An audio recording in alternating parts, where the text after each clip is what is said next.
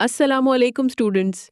आज हम MGT 111 का लेक्चर 13 स्टडी करेंगे और टॉपिक है पब्लिक और प्राइवेट एडमिनिस्ट्रेशन। तो चलिए शुरू करते हैं। सबसे पहले सिंपल वर्ड्स में ये समझ लेते हैं कि एडमिनिस्ट्रेशन का मतलब होता है काम को ऑर्गेनाइज करना, लोगों को मैनेज करना और गोल्स को अचीव करना।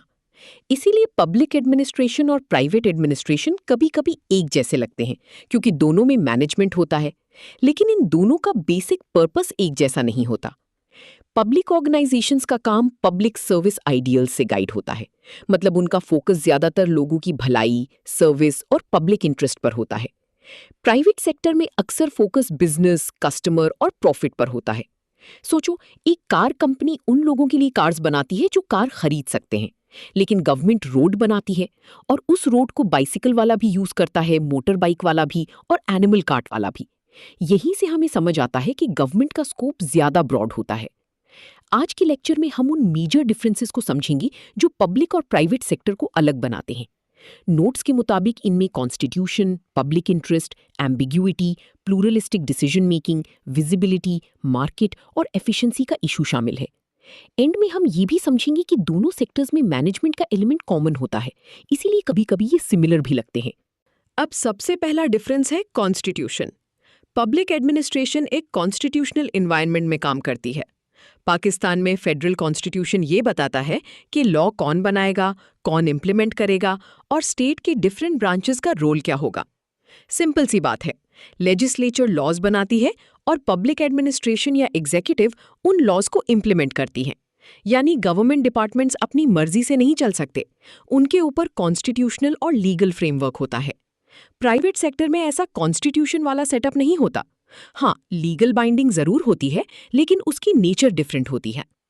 यहाँ एक और इम्पॉर्टेंट बात यह है कि पब्लिक एडमिनिस्ट्रेशन पर सिर्फ एक साइड का प्रेशर नहीं होता। लेजिस्लेचर, एग्जीक्यूटिव और कोर्ट्स तीनों का उस पर असर होता है। हर ब्रांच अपनी कॉन्स्टिट्यूएंसी के हिसाब से रिएक्ट करती है। इसी वजह से पब्लिक एडमिनिस्ट्रेशन का एनवायरनमेंट ज्यादा कॉम्प्लेक्स हो जाता है। और फेडरलिज्म भी इस कॉम्प्लेक्सिटी को बढ़ाता है। कभी फेडरल गवर्नमेंट कोई प्रोग्राम बनाती है और प्रोविंसेस उसको इम्प्लीमेंट करती हैं, यानी काम एक जगह प्लान होता है और दूसरी जगह चलाया जाता है। प्राइवेट बिजनेस में आमतौर पर इस तरह का कॉन्स्टिट्यूशनल ओवरलैप नहीं होता। अब आते हैं पब्लिक इंटरेस्ट पर। पब्लिक इंटरेस्ट का मतलब होता है ऐसी चीज जो ज्यादा से ज्यादा लोगों के फायदे के लिए हो, यानी बेनिफिट सिलेक्टेड लोगों तक लिमिटेड ना हो, बल्कि लार्ज नंबर ऑफ सिटीजन्स तक जाए। प्राइवेट इंटरेस्ट इसके मुकाबले में छोटा होता है। प्राइवेट सेक्टर अक्सर उन लोगों को सर्विस देता है जो पे कर सकते हैं। पब्लिक सेक्टर का आइडिया उससे ब्रॉड होता है। एग्जाम्पल के लिए एजुकेशन को देख लो। प्राइवेट इंस्टीट्यूशन उन स्टूडेंट्स को एजुकेशन देगा जो फीस दे सकते हैं। गवर्नमेंट की सोच ये होती है कि एजुकेशन ज्यादा लोगों तक पहुंचे, इसीलिए लो ट्यूशन फी या वाइडर एक्सेस दिया जाता है। इसी तरह लॉ एंड ऑर्डर भी सिर्फ कुछ लोगों के लिए नहीं होता। जब अमन और कानून होता है, उसका फायदा पूरी सोसाइटी को मिलता है। तो सिंपल वर्ड्स में पब्लिक एडमिनिस्ट्रेशन का काम सिलेक्टेड कस्टमर्स को सर्व करना नहीं, बल्कि पब्लिक को सर्व करना होता है। अगला कॉन्सेप्ट है एम्बिग्यूटी। एम्बिग्यूटी का सिंपल मतलब है कि गोल्स वेग हों या उनको एग्जैक्ट नंबर्स में नापना मुश्किल हो। ये पब्लिक सेक्टर का एक इंपॉर्टेंट फीचर है। प्राइवेट सेक्टर में प्रॉफिट एक क्लियर मेजर होता है। अगर बिजनेस अर्न कर रहा है तो परफॉर्मेंस को समझना रिलेटिवली इजी होता है। लेकिन पब्लिक एजेंसीज में प्रॉफिट मेन गोल नहीं होता। उनका मिशन सर्विस प्रोवाइड करना होता है, जैसे एनवायरनमेंट की क्वालिटी प्रोटेक्ट करना या डिसेबल्ड लोगों को रिहैबिलिटेटिव सर्विसेज देना। अब सोचो, एनवायरनमेंट को बेटर बनाना इंपॉर्टेंट तो है, लेकिन इसको हर वक्त सिंपल नंबर में मेजर करना इजी नहीं होता। इसी तरह सर्विस देने के लिए गवर्नमेंट ज्यादा पैसा भी स्पेंड कर सकती है, लेकिन उस स्पेंडिंग का पर्पस प्रॉफिट बनाना नहीं होता, पर्पस सर्विस होता है। इसलिए पब्लिक ऑर्गेनाइजेशंस के गोल्स प्राइवेट सेक्टर के मुकाबले में लेस क्लियर और लेस क्वांटिफाइबल होते हैं, यानी उनको काउंट करना, कंपेयर करना या सीधा प्रॉफिट लॉस की तरह देखना मुश्किल होता है। अब हम एक और इम्पॉर्टेंट डिफरेंस समझते हैं, जिसे कहते हैं प्लूरलिस्टिक डिसीजन मेकिंग। नाम थोड़ा टेक्निकल है, लेकिन आइडिया सिंपल है। इसका मतलब है डिसीजन ऐसी सोसाइटी में लेना जहां डिफरेंट टाइप्स के लोग मौजूद हों और सबकी नीड्स एक जैसी ना हों। प्लूरलिज्म का मतलब है कि लोग एथनिक, रेशियल, रीजनल और कल्चरल बैकग्राउंड्स में अलग अलग होते हैं। जब लोग अलग होंगे तो उनकी डिमांड्स भी अलग होंगी। किसी रीजन को रोड्स चाहिए होंगी, किसी दूसरे रीजन को डैम्स चाहिए होंगे। लेकिन रिसोर्सेज लिमिटेड होते हैं। पैसा एक ही होता है, तो गवर्नमेंट को कंसेंसस बनाना पड़ता है। यहाँ पब्लिक एडमिनिस्ट्रेशन का काम मुश्किल हो जाता है क्योंकि उसे डिफरेंट ग्रुप्स को देखना पड़ता है, सिर्फ एक बायर या एक मार्केट सेगमेंट को नहीं। प्राइवेट कंपनी अगर टू व्हील्ड व्हीकल बनाना चाहे तो वो बस बायर की इनकम और डिमांड देखकर डिसीजन ले सकती है, उसे पूरी सोसाइटी का कंसेंसस बिल्ड नहीं करना पड़ता। तो टेकअवे ये है कि पब्लिक सेक्टर में डिसीजन मेकिंग ज्यादा डाइवर्स लोगों और ज्यादा कंपीटिंग नीड्स के दरमियान होती है, इसीलिए ये प्राइवेट सेक्टर से डिफरेंट होती है। अब बात करते हैं विजिबिलिटी की। विजिबिलिटी का मतलब है पब्लिक मैनेजर्स और पब्लिक ऑर्गेनाइजेशन ज्यादा नजर में होते हैं, उनके एक्शंस को मीडिया और पब्लिक क्लोजली देखते हैं। पार्लियामेंट्री डेमोक्रेसी में गवर्नमेंट मैनेजर्स इंडस्ट्री के मैनेजर्स के मुकाबले में ज्यादा विजिबल होते हैं। अगर किसी गवर्नमेंट डिपार्टमेंट की परफॉर्मेंस वीक हो या पब्लिक के साथ अनफेयर बिहेवियर हो तो उसकी रिपोर्ट्स न्यूज़पेपर्स में आ सकती हैं, यानी पब्लिक ऑर्गेनाइजेशंस का काम ज्यादा ओपनली जज होता है। प्राइवेट सेक्टर में भी क्रिटिसिज्म होता है, लेकिन पब्लिक सेक्टर का इम्पैक्ट ज्यादा लोगों पर पड़ता है, इसीलिए उनकी मिस्टेक्स, इनएफिशिएंसी या अनजस्ट बिहेवियर ज्यादा क्विकली नोटिस हो जाता है। पब्लिक मैनेजर का काम सिर्फ ऑफिस तक लिमिटेड नहीं रहता, उसका असर पब्लिक स्पेस में दिखाई देता है। सिंपल वर्ड्स में पब्लिक एडमिनिस्ट्रेशन का मतलब सिर्फ काम करना नहीं, बल्कि पब्लिक की नजरों के सामने काम करना भी है। अब आते हैं मार्केट के डिफरेंस पर। ये पार्ट थोड़ा इंपॉर्टेंट है, इसलिए इसको स्टेप बाय स्टेप समझते हैं। प्राइवेट सेक्टर डायरेक्टली मार्केट का सामना करता है, उसे कंपटीशन होती है, प्राइसेस डिमांड और सप्लाई से अफेक्ट होती हैं और बायर के चॉइस का प्रेशर होता है।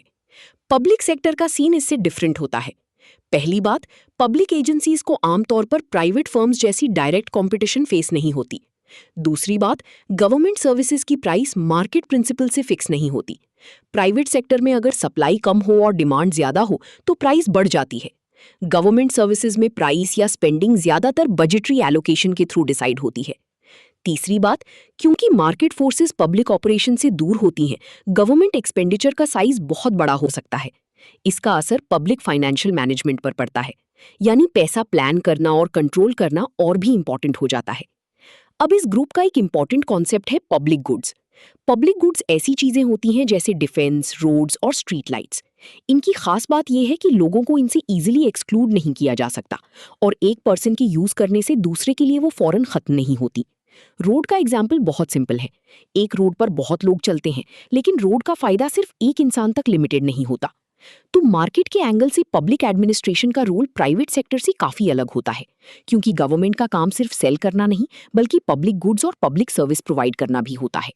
अब एक कॉमन एलिगेशन की बात करते हैं, और वो है लेस एफिशिएंट होना। एफिशिएंसी का सिंपल मतलब होता है गिवन रिसोर्सेज से मैक्सिमम आउटपुट निकालना, यानी जो पैसा, टाइम और लोग अवेलेबल हैं उनसे बेहतरीन रिजल्ट लेना। पब्लिक ऑर्गेनाइजेशंस पर अक्सर ये इल्जाम लगाया जाता है कि वो प्राइवेट ऑर्गेनाइजेशंस जितनी एफिशिएंट नहीं होती। ये कोई नई बात नहीं है, काफी अरसे से लोग ये कहते आए हैं कि पब्लिक सेक्टर को प्राइवेट सेक्टर की तरह एफिशिएंट बनना चाहिए। यहाँ हमें एक बैलेंस्ड बात समझनी चाहिए। नोट्स ये बताते हैं कि ये एलिगेशन एग्जिस्ट करता है। इसका मतलब ये है कि पब्लिक सेक्टर को अक्सर क्रिटिसिज्म फेस करना पड़ता है, लेकिन ये भी याद रखो कि पब्लिक सेक्टर का काम ज्यादा ब्रॉड और ज्यादा विजिबल और ज्यादा कॉम्प्लेक्स होता है, इसलिए उसकी वर्किंग कंडीशंस प्राइवेट बिजनेस से डिफरेंट होती हैं। अब लेक्चर के लास्ट मेजर आइडिया पर आते हैं, और वो है पावर। हर ऑर्गेनाइजेशन के पास कुछ ना कुछ पावर होती है, लेकिन गवर्नमेंट की पावर अलग नेचर की होती है। नोट्स के मुताबिक इस पावर को समझने के लिए 3 चीजें इंपॉर्टेंट हैं: रेगुलेट करना, कोअर्स करना और परवेसिवनेस। सबसे पहले power to regulate. Government laws बनाती है और प्राइवेट सेक्टर को रेगुलेट कर सकती है, यानी बिजनेस अपनी मर्जी से बिल्कुल फ्री नहीं होता, उसे लॉ फॉलो करना पड़ता है। दूसरी है पावर टू कोअर्स। ये बहुत डिस्टिंक्ट पावर है। सिर्फ गवर्नमेंट के पास ये अथॉरिटी होती है कि लॉ ब्रेक करने पर फोर्स यूज करे या पनिशमेंट दे। प्राइवेट ऑर्गेनाइजेशन किसी को जेल नहीं भेज सकती, ये पावर स्टेट के पास होती है। तीसरी बात है परवेसिवनेस। इसका मतलब है गवर्नमेंट के लॉज और रेगुलेशंस जनरल एप्लीकेबिलिटी रखते हैं, जैसे ट्रैफिक लॉज। वो सिर्फ एक कंपनी या एक गली के लिए नहीं होते, वो पूरे कंट्री में अप्लाई होते हैं और सबको उनको मानना पड़ता है।